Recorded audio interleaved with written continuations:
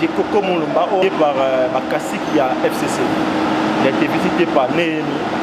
Plusieurs cadres à FCC, qui est allé en prison. Après quelques jours, tout le monde a agitation au niveau de la cache. Bakene côté la Vital Kamere et puis ça et le Ronini le Bamakiwana. Est-ce que dans le cas il y a FCC c'était une question pour dire que vous voyez Bissonné Bandekonayo, Degotalayo, tu as été trahi par Félix Tshisekedi etc. La cinquième même libération Vital Kamere, est-ce qu'on dit que la libération il y a la justice divine et salama politique donc au bête à ma solo appréciation en serment bas juge et puis nous était à santé à Vital Kamere bon bien été moko ya ba Kamere nsalobaki lobby na week-end eleki ba frôler liwa ba frôler tamoko critique ya président UNC oh baza ko senga baleka na ko libérer d'abord va permettre à un étranger pour se soigner parce que balobi na Brazzaville ba monaka Denis Sassou Nguesso atikaka opposant na pourquoi qu'il n'est pas à l'étranger pour se soigner pour na ni bali ko sala ngo pour na Kamere été nde yango to ko yamba mwana mboka Mike Ndenge azali bongo journaliste politique maza bongo résistant pour na ni résistant to kobeta liso nango tout à l'heure mwana mboka Mike Ndenge bonjour et bienvenue. Bonjour Lionel et bonjour à abonné surtout à Vision Plus.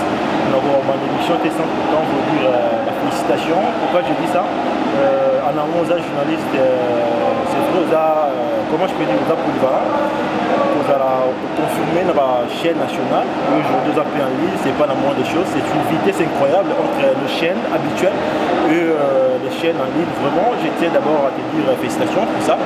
Et surtout, dans m'abonner, puis je crois le numéro, ils ont été intéressants pour nous battre surtout la route de tête d'abord.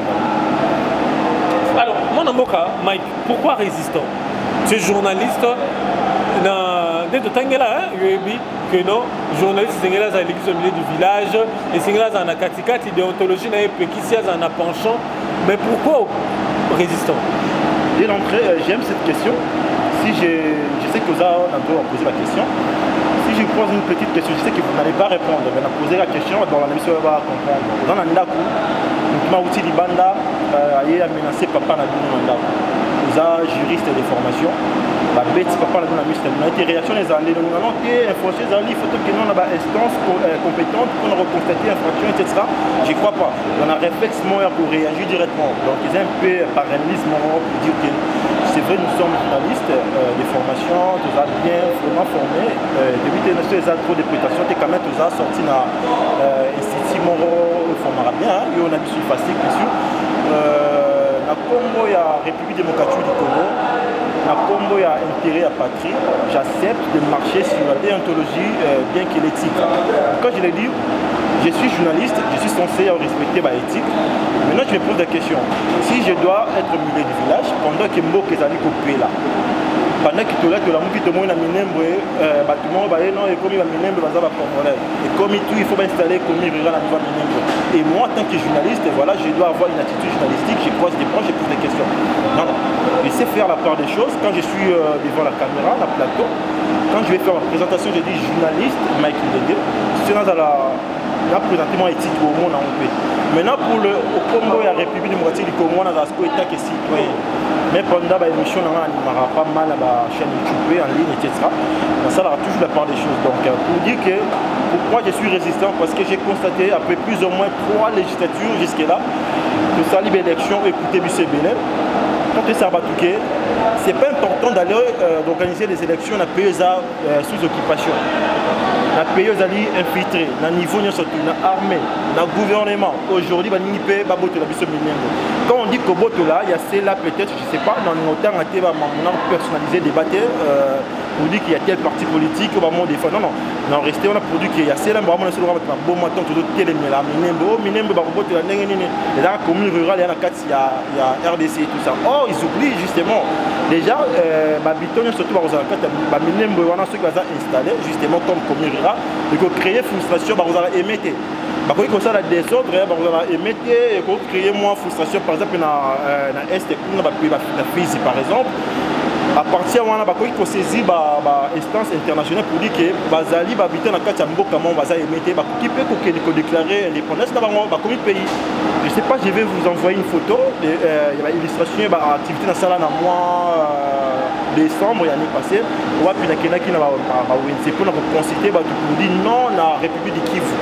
L'idée en soi la République du Kivu est vraie, ils ont une science il y a fiction, ils ont des blagues, c'est bien vrai, c'est bien réel. Et puis ils sont soutenus par les Occidentaux, la multinationale, etc. Maintenant, devant tout ceci, nous, journalistes, nous sommes quand même bien informés, ou bien je peux dire mieux informés. Donc, vous dire que le problème est la matérialisation de la République du Kivu. Toyoka, tout le monde a une carte, plus tard, comment on appartient à la République du Kivu. C'est un chemin pour être tout droit, c'est un chemin qui pourrait être conditionné parce que là, toujours analyser en fait. Toujours analyser les faits, on a quoi alerter et quand ça il y a moins force et analyse des arabes. En tant que journaliste, aux informations, aux récolter, aux récupérer, puis aux lancer, c'est pour dire voilà, tu as informé. Tu as dénoncé, tu as reculé. Je ne veux pas dire que ceux qui sont salamité, qui ont la fausse information, ce sont des fake news. Non, tu as l'obligation d'avoir des pression. Je l'ai dit et je l'affirme. L'idée à installer comme rural, ils ont créé frustration. Eux, comme ça, la décision de Kivu, pardon, la Est, pour ouvrir, etc., la physique, eux, comme même, on va revendiquer, donc on va comment, puis c'est dans la carte comme rural, on va surtout, mais l'ingui bisoté et tout ça, pour réclamer l'indépendance, et ça, là, on a servi. C'est pas une première, ça m'a la Serbie, ça m'a l'Amboka, je dois bien réfléchir, d'habiter qui m'ont manqué. Donc c'est une affaire, ils ont connu un peu de tous. Il y a mon bis. Ndenge, tout le monde Vital Kamerhe. Tout lundi, le week-end, non, le week-end, parce que déjà dimanche déjà, une autorité, un cadre a eu un salobi. On a frôlé les pires ce week-end. Parce qu'on demande à ce que Kamerhe, les Kanako, si n'a pas Mboka Libanda, pour un traitement, combien même Kaza condamné, mais c'est comme si les pouvoirs en place, ils ont boya pour entamer procédure Rwanda. Jamal, ses avocats ont demandé la même chose, que la situation est catastrophique, que c'est Ngeli, Batikaye, Azoba, soin, Libanda et puis Azonga en prison. Comment commentez-vous cette Déjà, dès l'entrée, je vais répondre que je refuse de m'inscrire en faux. Déjà, d'habiter, je n'ai vu aucune communication officielle. Le gouvernement vient voir un document authentique et le gouvernement en place pour Tindia Libanda. Est-ce que ça va communiquer pour Boyato? À travers le acte, on voit que non, ça se sent que non. C'est ce qu'on va essayer d'analyser ici, ensemble avec. Vital Kamerhe, ce n'est pas un super politicien. Il n'est pas plus congolais que moi, non plus vous, je ne crois pas. Non plus Bazara qui est condamné bien avant que lui. Je peux citer rapidement dans ces lots. On a connu des Franck Diongo, condamné injustement. On a connu Jekoko Molomba, même pour Sanza Makile, etc. Où il a demandé ne serait-ce une liberté provisoire à mon entier. Non, on se pose la question. À la prison, est-ce que celui qui a sali malaise? On a tous rapidement donné pour tous les locaux. Quand est-ce que Vital Kamerhe va faire ça qui est quand même, comment je peux dire, ça qui est ok, aucun soin, entre guillemets, ça se dit qu'il y a dans la santé entre guillemets, parce qu'on a vu aucune vidéo, tout le monde rappelle quand même que ça s'est fait lorsqu'un prisonnier a allé quelque part, il va évacuer pour aller, pourquoi pas, éviter comment on a quand même qui pour qu'il débrouille, éviter ces aspects secrets, techniques pour éviter, de analyser. Vital Kamerhe, il a été visité par Makassi qui a FCC. Il a été visité par Néhémie, plusieurs cadres à FCC, qui a été allé en prison. Après quelques jours, tout le monde a une agitation au niveau de la cache. Il a côté la Vital Kamerhe, il a nini. Et le Ronini, le Bamakiwana, est-ce que dans le cas de la FCC, c'était une question pour dire qu'il voyait Bissonné Bandekonayo, Dekotalayo, tu as été trahi par Félix Tshisekedi, etc. Après justement quelques jours, tout le monde m'a Vital Kamerhe a sali malaise dans la prison, Babibisi Keli, Bakena Santengana, Nengesul Bama. Si tu analyses les faits, c'est facile pour comprendre que c'était une réaction rapide.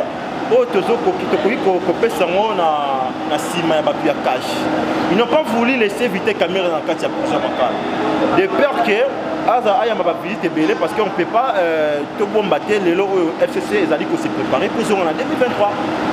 Maintenant là, ils réfléchissent comment y arriver. Est-ce qu'ils doivent passer par la femme à Kabila, Olive Lembe, pour ça la campagne, je pense que ce n'est pas une information pour vous. Que mon est passionné, mais pas une grande foule, tu vas apprécier, même la libération Vital Kamerhe, est-ce que libération, il y a la justice divine et salama. Ceux qui ont dit les mains, on a des langages rapidement pour essayer qu'on a tout droit, on comprend que les locaux, condamnation à Vital Kamerhe, libération dans les armes beaucoup de FCC cash. Donc comme il aura tout le monde, je ne sais pas comprendre, na FCC, na cash en bamigo là, non, il faut ça dans de bonheur, on ne sait pas comprendre. Il y a une bande qui n'est pas pour dire que Vital Kamerhe n'est pas plus congolais que c'est sur le plan politique, mais sur le plan sanitaire, il y a le cadre de son parti, il y a les membres de famille qui disent que non, il présente de sérieux problèmes respiratoires, Vital Kamerhe. Et un détenu, je ne sais pas, un détenu, oui, c'est un détenu, mais ils ont quand même certains droits. Laissez-moi vous poser une question, je sais que vous répondez. Est-ce que vous avez lu un document prouvant suffisance que Vital Kamerhe il a connu malaise à prison? Est-ce que avez-vous lu une correspondance? Il y a prison Makala, ou bien l'hôpital, il y a centre, il y a la carte, il y a prison Makala, il y a Vital Kamerhe qui malaise. Ce sont des récupérations politiques. On doit être. Dans mon imam RDC, tout le monde a sentiment, tout le monde a complaisance. Vital Kamerhe a remis le roi prisonnier pour répondre que ce soit l'influence et la multinationale, il y a occidentaux, etc. Dans l'équipe de la population que nous sommes, tout ça combien dans la République démocratique du Congo? Parce que nous ne sommes pas unis. Parce que tout ça derrière l'idéologie, parce que tout ça derrière la valeur, c'est parce que nous sommes derrière l'individu. C'est anormal aujourd'hui. Même pour vivre à $1, c'est tout un problème. Mais tu dois continuer justement pour soutenir tous ces gens. Toujours politicien actuellement, Azalité. Maintenant, entre Bino et Bisso, il y a une possibilité à Gobunda. Carrément, tu es pas besoin de politicien. Mais pour renverser le régime, pour répondre à la question, Mboke baby, les politiciens, les baby Simbo, les secteurs, surtout aujourd'hui, dans le secteur, par exemple, l'éducation. Mais Félix est au bout. Ah bon, c'est déjà. Gratuité. Gratuité? Oui, tu fais tes choix gratuité. Lionel, je dis toujours, n'a pas qu'on y ait intention et bien gratuité, à élibino saut de mouton, à élibino saut de mouton, à élibino natanga makambo. Allez-y. À élibino gratuité, à élibino saut de mouton, à élibino sousunina ou besunini. Mambo bele bele. Moi j'aurais bien voulu que gratuité en cinéma et MMA qualité, non qu'à quantité. Dans les limites, je suis roti dans moi en écoutant à l'école Montréal à gratuité d'enseignement. Moi j'ai une fille de 3 ans. À la classe année, parce que je ne peux pas citer le nom de l'école, non, on va venir rentrer. Donc, parents alignés, moi, je ne crois pas à aussi que moi, autant à l'école. Donc, c'est pour dire quoi? On dit bravo pour l'intention, il y a fait ce qu'il dit, il y a rendre enseignement de base, bien sûr, et gratuit. Il faut plutôt préciser que ce n'est pas un cadeau. Ceux qui Kabila, à Chiwaki, on a reçu peut-être très effectif dans la province, surtout quand même.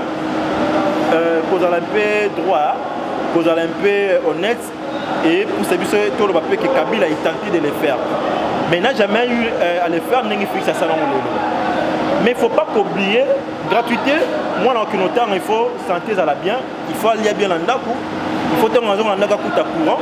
Je peux citer moi la gratuité d'enseignement, il y a une classe morale, salle morale, dans dimension monnaie, baba malongé zate. Libu Munzala, gratuité, Babara, Naningala, Lito, Babara, Libu Musoki, Libu Musoki, Zanzala, Aroyo Koloroni. Est-ce que c'est justement pour nous redémontrer que voilà, on a mis Boé, Bobo Zalanga a confiance pour les enjeux 2023. Est-ce qu'ils ont action, mon coya pour faire Amadoué Batou, est-ce qu'ils ont action de charme? Est-ce qu'ils ont action vraiment iténa ça? On va répondre non. Pourquoi? Gratuité seulement les localités, si population de la salle, incroyable.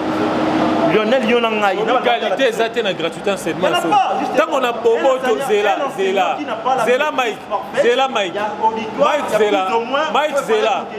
Mike Ndenge Zela.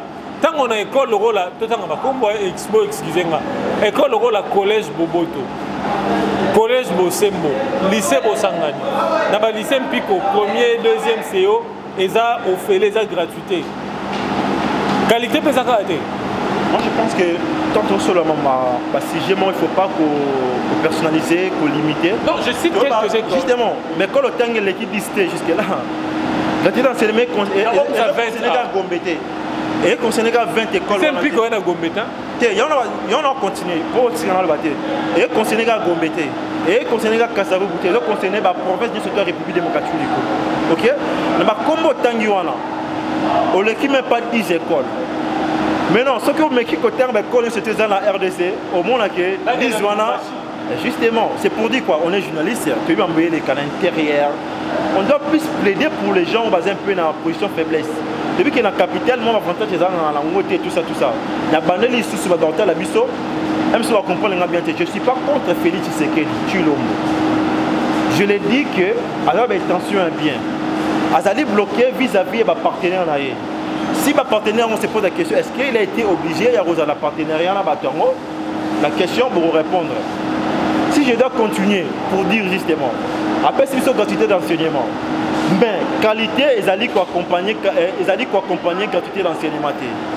La santé, la sécurité, l'énergie. En parlant d'énergie, on parle, il y a maïs, courant électrique, etc. Donc il faut accompagner l'éducation et moi. Mais jusque-là, c'est ça mon amitié. Moi, la fois que nous retardons, il faut le transport à Kédé. Embouteillage comme pas possible. Pendant ce projet à 100 jours, il y a eu plus de millions. Abongisa Congo, à côté, il n'a même pas 5 ans. Il n'a même pas 3 ans. À côté, il y a de cela 2 ans. À côté, il y a 20 000 gratuité. L'année passée, il y a Batangi au Félé. Paris est tombé dans mon Congo. C'est bien, moi j'aime nous poser la question, ça va bien, on va comprendre que tous allés, nous avons le lobby, ça va bien, on a fait ça plaisir pour faire comprendre au lobby, on a eu très bien. Par contre, on a RDCT dans 5 ans, dans 2 ans, non. Tous allés que juger dans chaque intention, dans chaque initiative dans l'angle. Il y a eu comme ça initié, il y a sur les moutons, un projet à 100 jours, sur la tournée de l'eau, où est-ce que nous en sommes avec ces projets à 100 jours. Nous sommes allés au-delà. Mais jusque-là, tout le monde est grande chose. Si je te pose la question, quel est le plan? Il y a un programme, il y a Félix Tshisekedi, Lélo, Tissiko, il y a des journalistes, ils vont répondre carrément. Donc c'est pour dire quoi? Tu dois faire la Félix Tshisekedi, Tshilombo, Abongsambo, Katé dans 5 ans. Mais tu lingi, bah critique quoi ça là pour la Kabila. Ok, non. Droit, il y a liberté d'expression, il y a marche, tous ces alliés constitutionnels. S'il y a une personnalité à l'ennemi qui ne peut marcher, il faut pas s'y tout le monde a les locaux. Mais malheureusement, tout le monde a voté. Tolingi, dans le bâtiment, ceux qui ont le président de la République, la première année, il y a 2 ans, Liboumou et Oborozanga Teborolia, Tolingi, Nenga le bâtiment, on a comme président de la République, vis-à-vis de la sécurité dans la Est, dans le qui est dans le quartier général, dans la Tony, tout le monde, on s'est dit des promesses. Et dans la TKR, il y a propagande. Tolingi pété les sous. Il y a expression même Mikolo Nina, Mamtozo Boya. Mamtozo Boya, Tolingi qui est promesse, oui, ça met la campagne et c'est réalisé. Tolingi que pendant aux a déjà dans le pouvoir en haut, même si tout le monde n'a pas plein pouvoir, bien quelqu'un qui est président, c'est vrai qu'il y a dans la partenariat, la FCC, dans plein pouvoir. Mais Tolingi quand même a fait ce qu'il dit. Ah, ça a moins fort Rwanda. Critique quoi ça, quand on est en opposition, tout le monde a un résultat. C'est pas dit que tu as dit contre. Biso ba résistant na pesa ba bandeko nyonso surtout résistant ko banana papa Mwanda banda bandeko pe toza ba trésor qui kele ba Julio Muto te belé toza na kata République démocratique du Congo depuis que c'est pas facile de procédiser les gens mais nous savons que justement aux derniers mots que biké combat où il y a résistance les alliés comment les alliés idéal pour tout le monde les jours où les Congolais que vous êtes que ce soit la diaspora vous demandez on a bino awa les jours où on a conscience pour dire que on a bino awa ça vaut pas la peine de regarder 50 $ pour nangai yaya et tantine beauté ya bango qui lutte combat battez-vous pour la République démocratique du Congo il faut pas causer la qui ngati $10 $20 ba vous a conscience de comprendre que il faut pas quitter le terrain il faut pas lutter pour la République démocratique du Congo il faut pas résister il faut pas ça va jalelo non plus pas ça la mamoya qui tribalisme mais pas ça va aider donc voilà merci beaucoup Mike Nakati Maloba Penza Nakati Maloba merci beaucoup je pense que tu vas continuer na Mikolo dans ma numéro Zakoya nakangelo moko la lutte a un prix et le routine de la ngai mbongo tinde linga $100 na le na ngai mais mboka eza ko évoluer te mboko eza okende te alors merci na Mike Ndenge azali confrère le rôle ngai ma premier résistant peut-être rejoindre la résistance. Merci. Et ça, on a bien Lionel. C'est l'homme en cache de résistance. Il y a aux ateliers, tout le monde en veste, chaque fois. Vas-y, ma voiture. Non, on est là. Tu es fenêtre, on est éphémère. Donc, ça dit, si on a dit, nous sommes payés à 10 000 $, 20 000 $, 20 000 $. Famille est bien assis. Il y a pas Mike. Mais tu as la sortie, il y a la République de moitié du Congrès dans la collective. Donc, cousin, a dit, moi 500 yo zi moi 1500 moi 300 dans mouta zali ko vivre na caméraman comment vous appelez comment kwaku na kwaku na si ma caméra zimbongo na essaye musale si azélité que on non non donc voilà ça la bien donc voilà merci beaucoup très chers internautes de Vision Plus Télévision. C'est un plaisir de partager cet instant avec un confrère Tolbeti Masolo ya politique na bandi to koya mai na mikolo ezali koya tukutani mo na numéro eza koya